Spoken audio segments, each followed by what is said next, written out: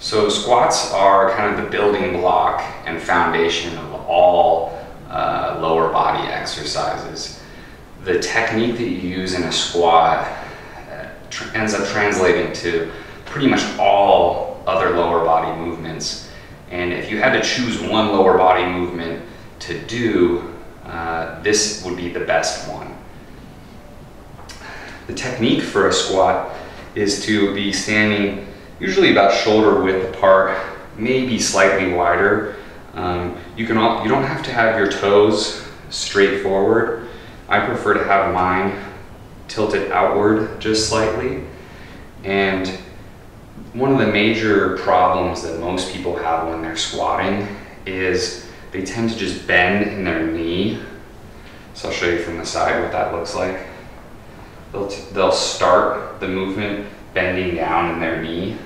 And what that ends up doing is it puts a lot of pressure on your knees, and it's just bad for your knee joints. Where you really want to start and lead the movement from is your hips. The best way to think of it almost is as if you're sitting down in a chair. If you were sitting down in the chair behind you, you wouldn't bend forward in your knees, right? You would sit back in your hips.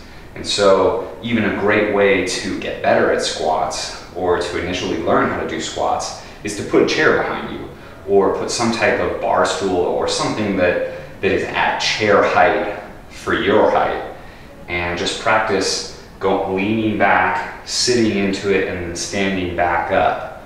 Another guideline to follow with squats is to try and make sure that your knees, when you squat down, don't go past this toe line. So imagine that there's a straight line coming up from your toe to the ceiling, and try not to let your knees go over that line. So if you're sitting back in a squat, you'll see that my knees and my toe line are in line, and then I stand back up. The depth that you're going for in a squat, at least, is to have your thighs parallel to the ground.